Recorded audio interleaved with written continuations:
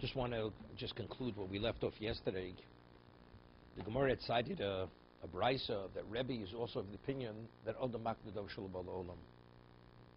The case of the slave, a person gives a slave, Eved Kanani, and it's not yet his slave, and he gives him a shtar shichur, he gives him a writ of emancipation, and he says in the writ, when I will purchase you from the owner, you'll be emancipated with this document, me'achshav, from now. So Tosas himself, which we didn't do Tosas inside, which we will do it soon, maybe not today, that the word me'achshav really has no value, because you can only emancipate the slave that you own, correct?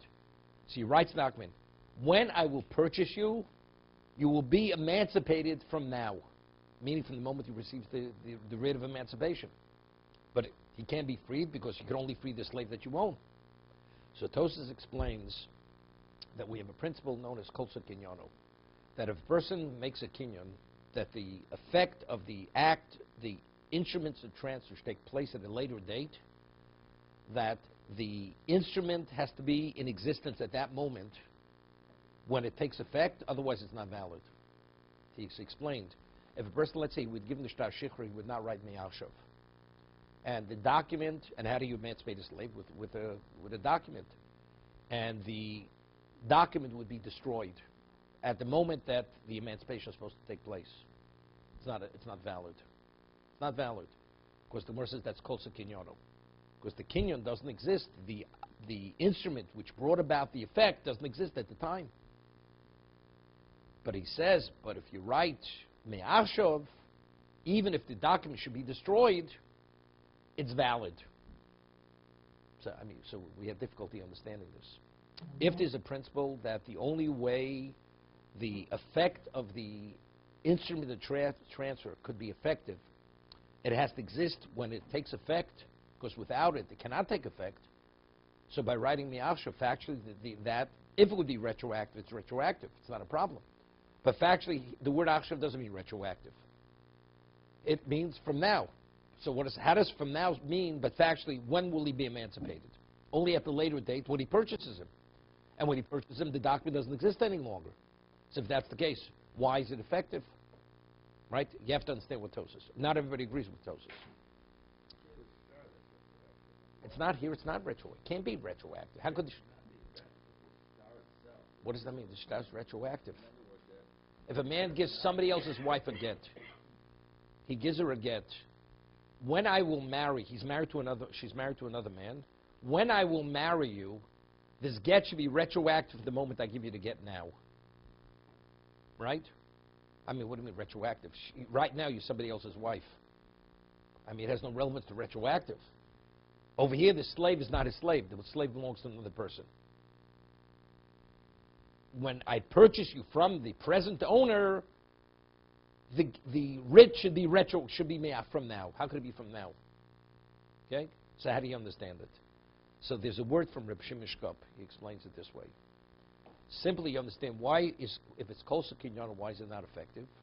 Because the simple understanding is that for something to affect something at any moment, what is affecting it has to be in existence at the time that it's being affected. So therefore, if a document is destroyed, and if it's not retroactive, it's not going to be valid. He says, but you see from Tosas differently. That when a person says, let's say a person said, when I purchase you, this writ of emancipation will free you. Let's say he gives it, and it's not there. So it's not there. The document, as the instrument, has to be there when he's going to be freed. Is it there? It's not there. But if he said, the instrument is complete, I'm giving you the instrument that will affect the future now. It's complete now. That's what the achshav is revealing. It's not the instrument should be an instrument then. The instrument is in place already from now. So if you have the opinion, you could already establish something now for the future. So everything's already complete. Since it's irrelevant, it doesn't exist later. See, it's not, other Rishonim learn, kol kinyano means you cannot affect something when it's supposed to be affected unless what causes that effect is in existence at that moment. Right? So if the document's destroyed, regardless of what you say, It's irrelevant. The document doesn't exist. The slave cannot be emancipated, right? Because the word mi'achshav doesn't mean anything, right? What does it mean? It doesn't mean retroactive. But if you say no, mi'achshav means I want that this writ of emancipation should already have value now and be completed as a writ of emancipation. Not that it should exist then. If I say this writ should free you later, so that means the writ as an instrument is already, the instrument has to be in existence then. I'm saying no, the writ, the instrument of transfer which will free you is now. That's complete. So now if you hold Odamak Nidav Shelo B'Olam, so I could do something now to affect something later. Therefore, even if it's destroyed, it's irrelevant. The previous action, which was complete, affects something which is later.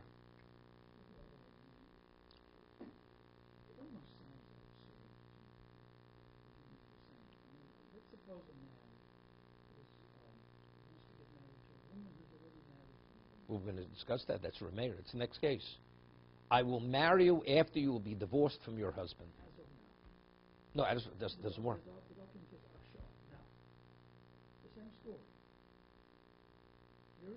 Tosa will say, according to Rameir, she's married. Because Adam Makdav Shel Balolam.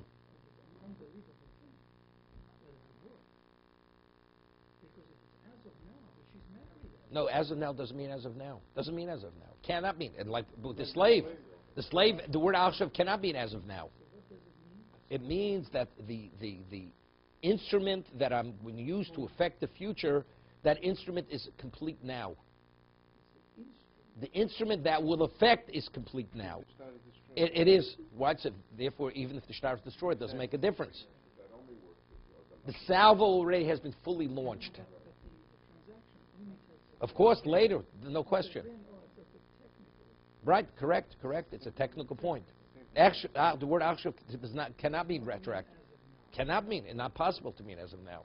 The as of now is only regarding the instrument to be complete now, therefore it's affecting something later. Only if you hold on to Makdush, otherwise the whole thing's absurd. Right, the whole concept of Einodam is, the whole thing's absurd. We're talking abstract, which you have no control over. So how could you create something now? It has no validity whatsoever. So even the act is nothing. Because let's say you hold Eino de Makdush Olam, and now the instrument is still there when the fruits come into existence. It's meaningless. Because the original instrument that you wanted to use to affect something later, when you actually created it, it had no relevance. I mean, it's like you're playing with play money. It means nothing. The document has no value whatsoever. Okay. Rabbi, a technical decision. When Kanani, is he circumcised? Yes.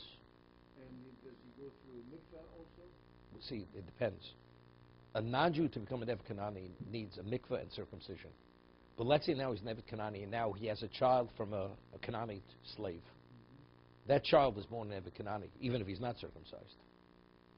But he requires to be circumcised. You're supposed to circumcise him, but factually, but in terms of the status of Eved Kanani, he's Nev Kanani whether he's circumcised or not. Of course, he's born in slavery. Right, but the minute he's Emancipated. He needs to circumcise. Correct.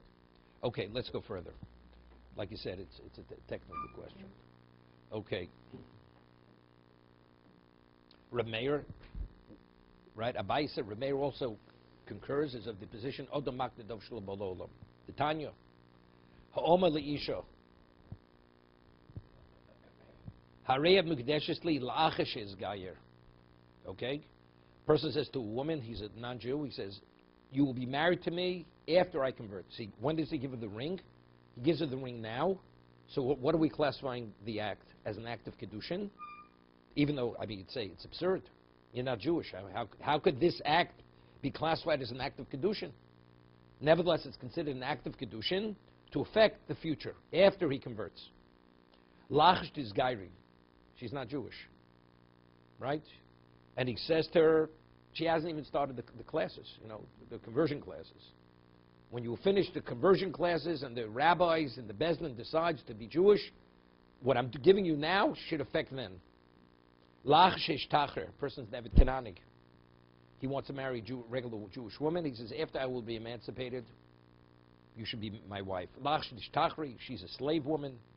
Lach sheyomos bailich, she's a married woman. This is the case. Woman's a married woman. Gives her a ring.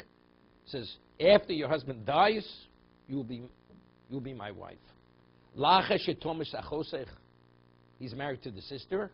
He says, after your sister dies, right now the marriage can be, it's achos ishto. Lacha sheyachlotz yevomich. Right now she's a yevoma. She hasn't been released from the surviving brother. After you receive the release, you will be my wife. Ein b'kudeshes. All these cases, the Tanna Kama holds, ein b'kudeshes. We'll see, because eino demaktav shalabol olam. You can't affect something which is not within your control, as we said earlier. Correct? It's like we said earlier. The grain hasn't yet grown a third. And you want to tithe the grain when it will grow and it will be detached from the ground. What's the halacha? It's not an act of tithing.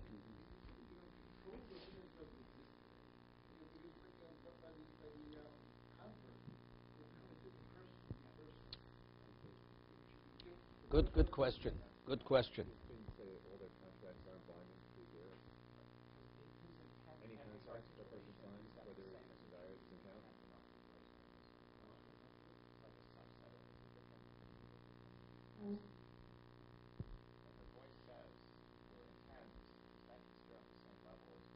That's something else.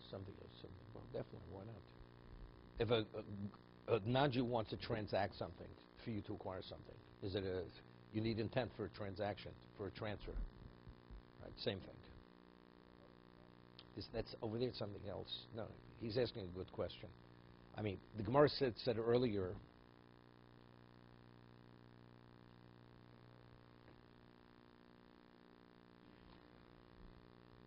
The Gemara, first look, it is the same person. It is the same person. Even though it's a different status, it's considered the same thing.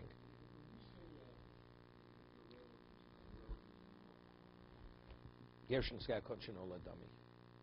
Doesn't make a difference. But still, is it worse than fruit that doesn't exist? I'm transacting, doing an action now for 2017 yield. The yield doesn't exist. Why is her not existing as a human being? She hasn't been born yet. Called she hasn't been born yet, right? I'm selling you the 2017 yield. I give you money today to transfer the 2017 yield. Is it a valid transfer? When it comes to existence, it's a valid transfer. Yield adam akdav shalabol olam.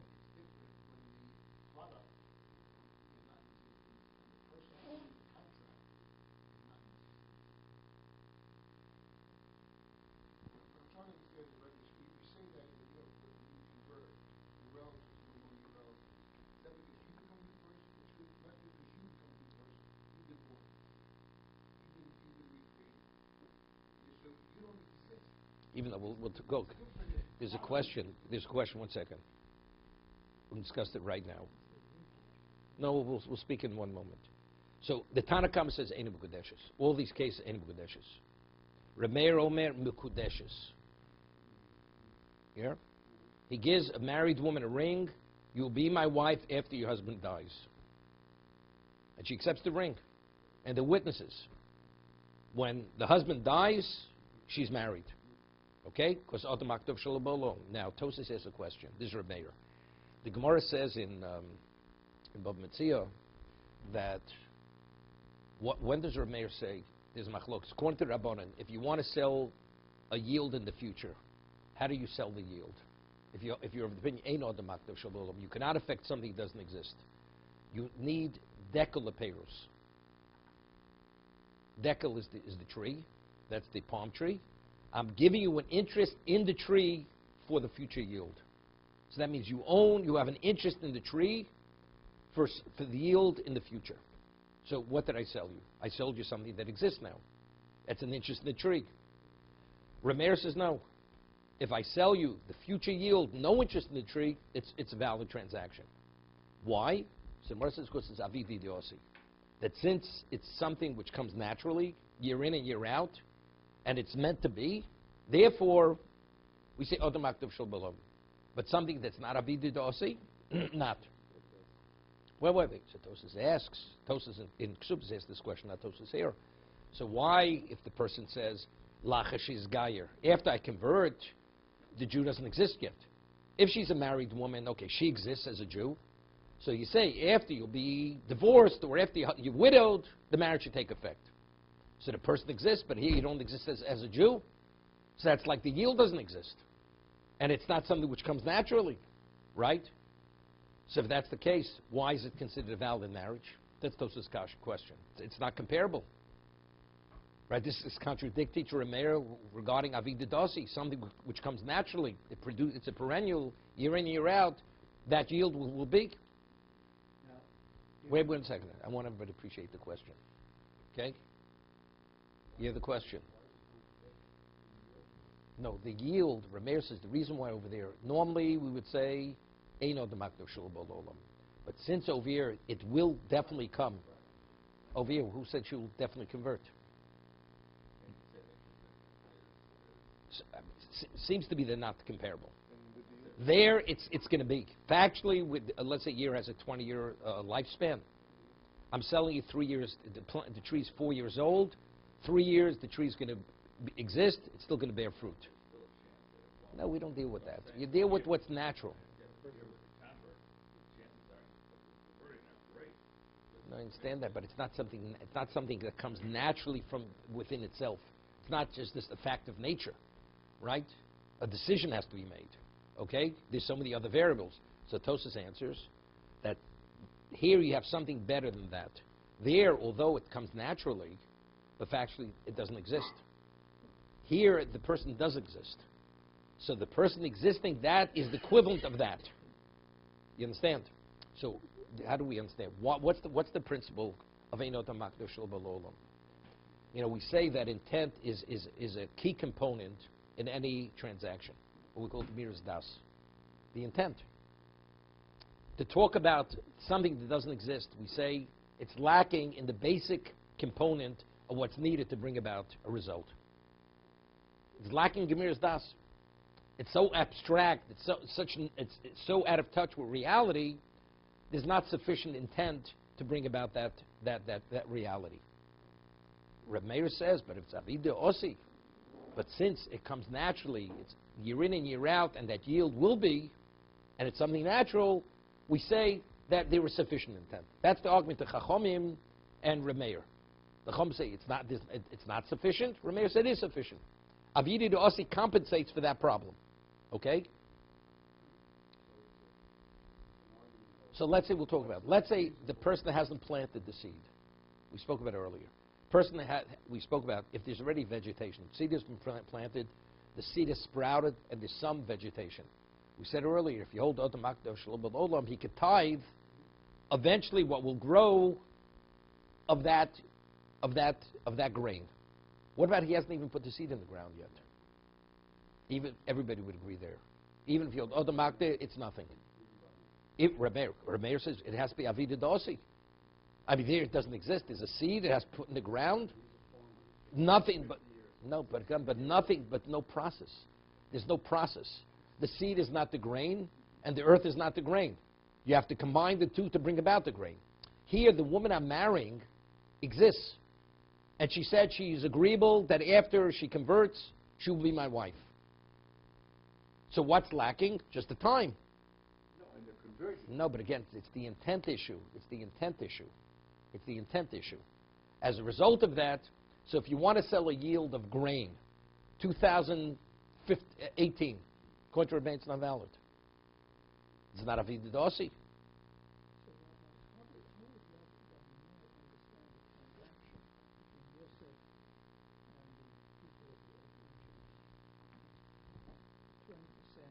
That was easy. That was easy. How does that work if there is no grain, there's no natural? No. It's in perpetuity. That's something else. No.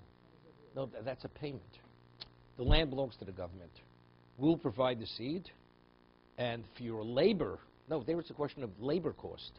I signed a contract that your labor cost of your labor, you get 20% of the yield. That's I'm committing myself to. I'm not. The grain doesn't belong to you. The yield doesn't belong to you. It's an agreement between us that you will receive 20% of the profit. The person goes into a partnership, right? 20% of the profit will be yours. Birth was actually 20% of the yield. I understand it, of the yield, of the yield. 20% of what will grow there. Correct. Whatever grows No, but again, it was, no. whatever grows, whatever And so comes, that's the way the payment is. It's not that you own it. That will be your payment. Here we're talking about you're actually, I'm transferring the ownership.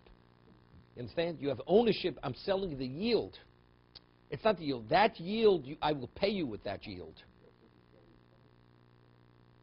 The government's getting 20%. Right. You're getting 80%, the government will take 20%. So it doesn't make difference, but over there it's payment. It's a payment of your labor. It's like a sharecropper. What is about a sharecropper? A person works a field, he gets a certain percentage of the yield. Right? The yield doesn't belong to him. That's the means of payment. Here we're talking about more than that. The yield belongs to the person because the person purchased the yield already. So if I was a landowner and I wanted to have a sharecropper arrangement with somebody, the same way that Joseph did, there's nothing wrong with that. Nothing. Everybody would agree over there. Well, I'm providing him the land, I'm providing him with the seed, he's providing the labor, and we're just splitting profit, 80-20. That's it, exactly. Yes. Correct. It's not here, it's not Doesn't make a here, difference. Correct. It's like a contract with an employee. How, what's going to be the profit sharing? That's what it's a profit sharing contract.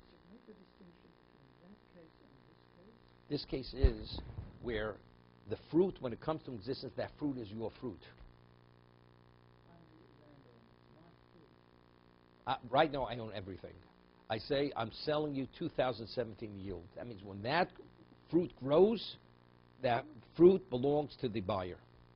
Doesn't belong to the landowner.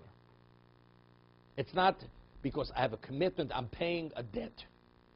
It's not I have a debt. As the fruit grows, it's not my fruit growing. That fruit belongs to the purchaser who bought it 2 years prior to its growth.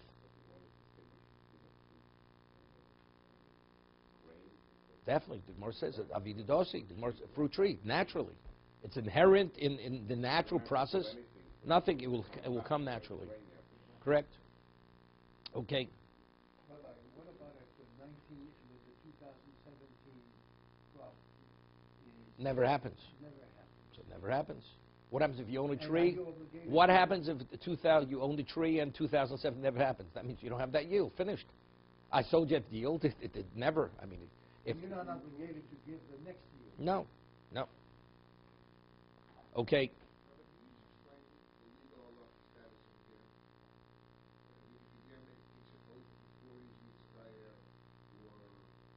That's Gemara in Sanhedrin. Verses in Sanhedrin.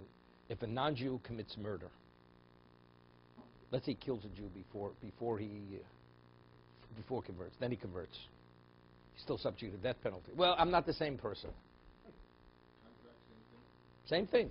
Financial contract, you're bound. You're the same human being. The Gemara only makes a differentiation. That if a non-Jew, let's say, steals before he converts, right? So a non-Jew, any of the Shev Mitzvah Bnei Noach, he says, Azarasu Misosa.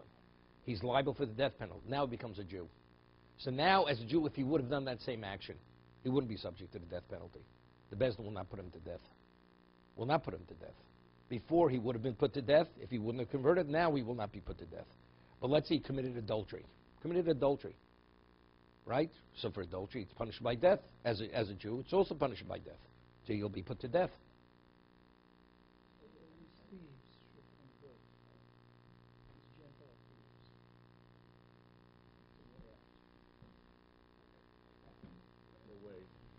It's a way. It's a way. Yeah, the separate discussion. Separate discussion.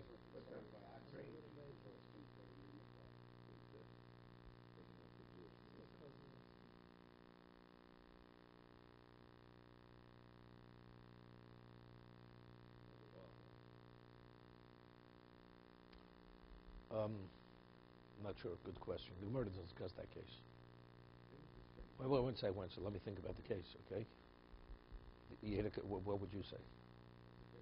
Since a person killed inadvertently as a non-Jew, so as a Jew, you have to flee to an Ari Miklot. he killed Bishogi as a non-Jew. Now he becomes a Jew. Does he now have to flee to the Ori Miklot, to the city of refuge? No, he's put to death. He's put to death. No distinction. No, correct. Which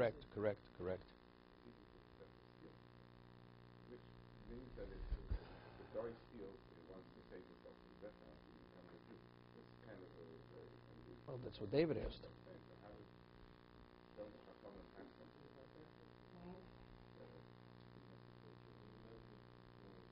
No. Even he kills a Gentile, he's put to death. A Gentile kills a Gentile, he's put to death. A Jew kills a Gentile that doesn't have the liability of death penalty. Right? He kills a Gentile, then he converts to be a Jew. He's not put to death. Because if a Jew kills a Gentile, there's no liability of death penalty. You're in violation of lo tirtzach, but it doesn't have the same liability as killing a Jew. Right? Okay. What's the basis for that? Because you think so. No, because you treat him like a Jew.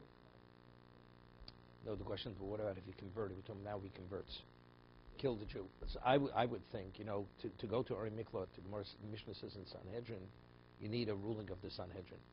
They rule, right? They first take him, and then they send. They have two Talmid Chacham accompanying him, so the Gol Adom should not kill him on the way to the Ori Miklot, right? Over here, when he killed, right, there's no Gol Adom over there, right? Gol Adom is only halacha regarding the Jew, not a non-Jew, so there was no ruling. Now he becomes a Jew. So what, now the Bezdin is going to rule on what he had done as a non-Jew? It's hard to believe that. Kapora. The Gemara says kapora. Okay. Rabbi Yochanan Sandlo Omer, Ein Mukudeshes. Rabbi Yochanan Sandlo says, Ein Mukudeshes. Okay. Rabbi Meir says Mukudeshes. Rabbi Yochanan Sandlo says Ein Mukudeshes. Now, Rabbi Yudah Nossi Omer, Mukudeshes. She's married. Listen to what he says. Umatam Omer Ein Mukudeshes. However, Chachomim, they revoked the marriage. It is, but it's not, Mishum Eva. Yeah? So Rashi says, what's Eva? Could you imagine? A woman is married to a man, and somebody goes and says, I will marry you after your husband dies, and she accepts the ring. What does it do to the relationship between the wife and her husband, or between this man and husband? Creates tremendous animosity. Therefore, the Chachamim, they nullify that marriage, that the marriage is nothing, and in the future will not take place. When your sister dies, I will marry you.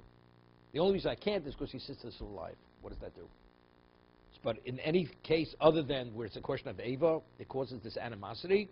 Rabbi Yehuda Nossi is of the opinion, or the Makdav Shalom.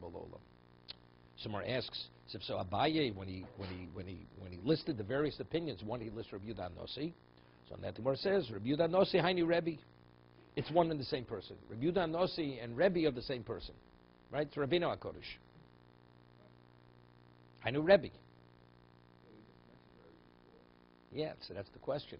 It says three people of the opinion of the Makdav Shalom. So the Gemara says, so what's Rabbi Yehuda Nossi? We have a fourth opinion. Rabbi Yehuda Nossi. So the Gemara says, Rabbi Yehuda Nossi and Rebbe, one and the same person. So he's telling you, maybe yes, maybe not. The Gemara says, Rabbi Yehuda Nasiya. You find person, Rabbi Yehuda Nasiya was a grandson of Rebbe. Rabbi Yehuda Nasiya was not Rabbi Yehuda HaNossi. Rabbi Yehuda HaNossi, now, is Rebbe.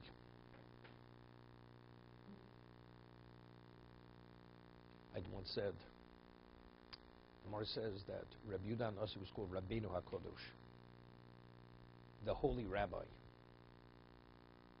Do you know why he was called the Holy Rabbi?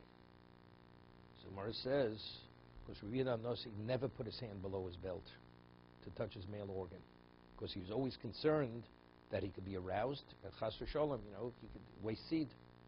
So that's why he was called Rabbeinu HaKodesh. Okay? That's why he was called the Holy Rabbi. So, I'd once said, the Gemara says in Bab Metzia, it's the Yarato, the Rabbi Yehuda HaNossi, there was a story that his slave was sweeping out there was a calf that was going to be slaughtered, and the calf came running to Rabbi Yehuda Nossi to seek refuge. So Rabbi Yehuda Nossi says to the calf, go to your slaughter because you were created for that. There was a certain lack of sensitivity. Immediately afterwards, Rabbi Yehuda Nossi developed a stone in his urinary tract, and for 13 years he suffered at a level that when he would do his function, his screams from pain would be, you'd hear him over the herds and over the flocks of the animals. That's how he suffered. 13 years later, his slave was sweeping out Weasel, who had given birth, and she was sweeping it out with the trash. So he says, Rachma v'kol masov, Hashem's mercies on all his creations, you have to bring it back. So when he showed that compassion, he recovered. That act, the latter act, was a correction on the first, lack of sensitivity. So I asked the question, why did it manifest itself in the urinary tract? I mean, he could have had a pain in the shoulder. Why in the urinary tract? The stone in the urinary tract. Right? So what I said was like this. The Gemara says in Brachos that there's what we call Yisurim Shalavo. What's Yisurim Shalavo? That very often a person has suffering, it's for atonement. But a person who needs no atonement, Hashem sometimes makes life complicated for them. Why? Because otherwise everything comes easy. Because Hashem wants to increase the level of reward, so he creates a degree of suffering. But of course, even if the suffering, there has to be reason. Hashem's just going to make the person's totally innocent, just he should suffer.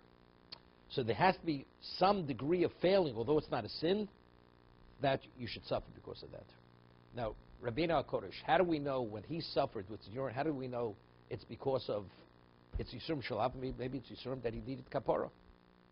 So since Rabbi Yehuda Nossi was known as Rabbeinu HaKodesh, because he never ever put his hand below his belt, so it was clear why did it manifest itself in the urinary tract, that it should be known that this is Yisurim Shalavo, and it's not Yisurim, it's not suffering, to atone for a sin. That's the reason why it manifested itself in that location, not anywhere else, for that reason. Okay. So Mar asks, V'nachshav Nemari Rabbi Akiva. There's a fourth opinion, Rabbi Akiva, Detanya. Konim Shani Ose Lepicho. A woman is obligated to give her earnings. When she works, her earnings belong to the husband, and the husband supports her, feeds her. So now, if a woman is bound to work for the husband, that her earnings belong to the husband, she makes a neder, says, you cannot benefit from my earnings. Is it a valid neder? I mean, since she's indebted to work for this, it's not hers. Her earnings belong to the husband. So you can't prohibit on the one who owns those earnings. It's like you're prohibiting something which is not yours. So Reb Kiva says, Tanakam says, Ein tzorach lahafir. Doesn't have to nullify it. Even without the husband nullifying the neder, he's permitted to benefit for her earnings. Reb Kiva Omer Yofir. Reb Kiva says no, it should be nullified. Why? Shemot Tadif Olov. Now, how much of her earnings does she have to give her husband? Only 5 shkolim. But let's say she earns more than 5 shkolim. The additional earnings belong to her. So you say, you know why he should nullify? It was uncommon that she should earn more. But if she does, it belongs to her. So since there is a possibility in the future she may earn more than the 5, so you should nullify it now to prevent the neder from prohibiting the additional earnings. But how could it affect it? Those earnings haven't yet been affected. The neder can't affect something which hasn't yet come into existence. Right? What exists now, she can't prohibit something which she's bound to the husband. The additional earnings, she hasn't earned that yet. So if that's the case, how could you, what are you nullifying? Neder hasn't affected that yet. No. No, that's a takonet. It has nothing to do with the ksuba. Nothing to do with the ksuba.